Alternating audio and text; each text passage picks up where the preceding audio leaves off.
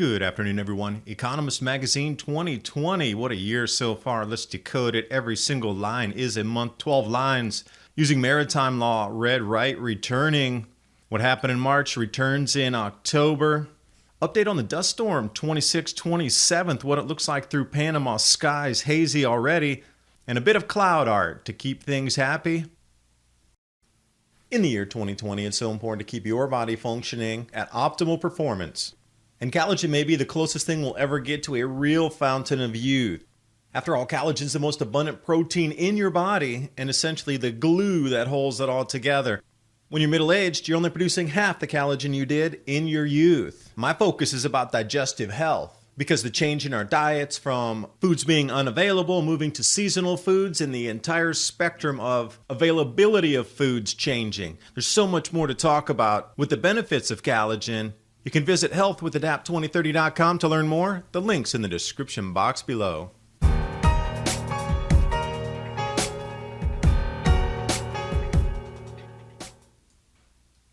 And the decoding of the Economist Magazine 2020 analysis.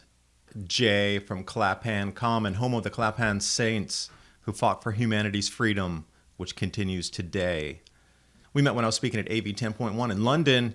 Interesting connections here, how to decode this. When we look at the magazine, there's all the words in the lines, and there are 12 lines. So if you were to break that out into each individual line being one single month, and as we progress through the year, it seems to be more numbers in sequence as we get down through especially October, November, and December. So think about it, each month is coded to tell you what to expect in certain regions to look for. Now, if you break this into the actual words so they make more sense, Brexit, Mars, Tokyo, but again, it's split between 2 months, between May and June. Was that about the Bank of Japan getting on board with the Fed for the quantitative easing into infinity to start to reform our financial system? Tokyo is a great part of that and happened right in June. So what do we see heading down into July, August, September?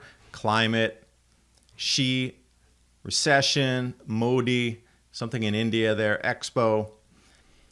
With July and August, now also when you're taking a look at the lines of letters, so you have 3 in the month of January, 5 in the month of February, 6 in the month of March, and you'll start to see that the progression of strangeness that we're seeing through the year seems to uptick every single month since the beginning of the year.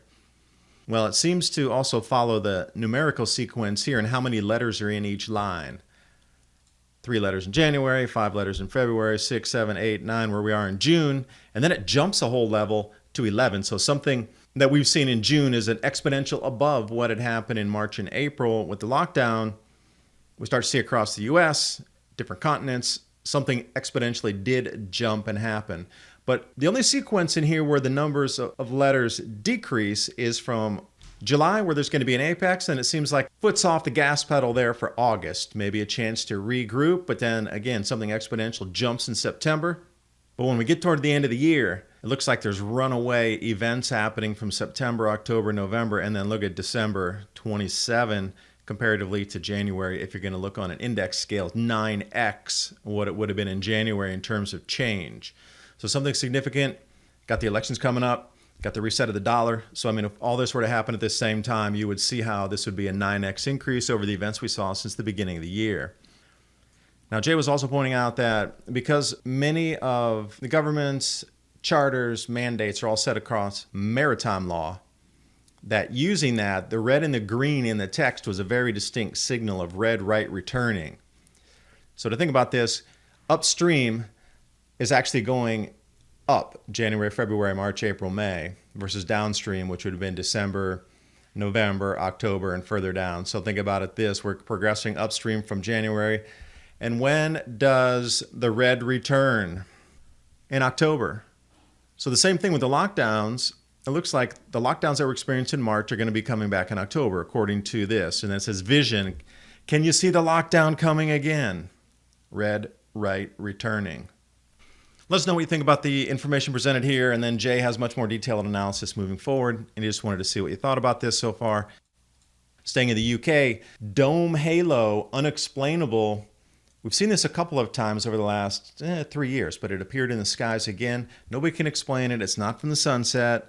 It's not a reflection off of a cloud. It is a full dome of, you tell me, in the sky, where so many people were watching this saying, wow, that's incredible. This happened on June 16th in the UK. And more updates on the dust storm heading to North America, now here, finally passing the Caribbean. Images today and yesterday coming out of Panama. And you can see the skies there, how hazy they are. So you could expect this coming to a state near you if you're in the southeast U.S. through the next few days. Animation loop here from NASA and NOAA. You can see how the frontal boundary of that dust is very visible there, mixing with the cloud layer, and that is going to be pushing to the north and then bend straight back over up into, it looks like Tennessee and Southern Virginia. For sure all the southeast U.S., Alabama, Georgia, Arkansas. Saharan cloud event forecast is going to be pushing where those arrows are. Largest red arrow is going to be the tapering edge across the United States. So again, about Virginia or so. And Ryan Maue over at weathermodels.com still has the animation loop here showing June 26th, 14 Zulu. And then what's that? The UK is 5 hours ahead of East Coast time. So you need to add 5 hours to that. So that'd be 1900 for East Coast time, 7 p.m., 26th. And as we progress into the 27th, you can see how that dust is really going to start to swirl into Tennessee, Southern Virginia, looks like Arkansas, Louisiana, Alabama, Georgia. For sure, you're going to get the brunt of the dust through Sunday. And to leave you on a happy note here, doubling clouds. Chris Judge, thanks for putting these out. I want to zoom in on a couple. How creative can you be while you're looking at the skies? Because you know we saw that. You know when you were a kid, you saw the exact same things. Something light to think about as we move in to the next month in July. I do thank you for watching, and I go into more analysis about how we're going to be able to provide food for this planet moving forward from 2020 on the Adapt 2030 Patreon channel. I can discuss freely issues that I cannot talk about here on YouTube. Join me over there if you're looking for interesting discussions, and I will see you next video.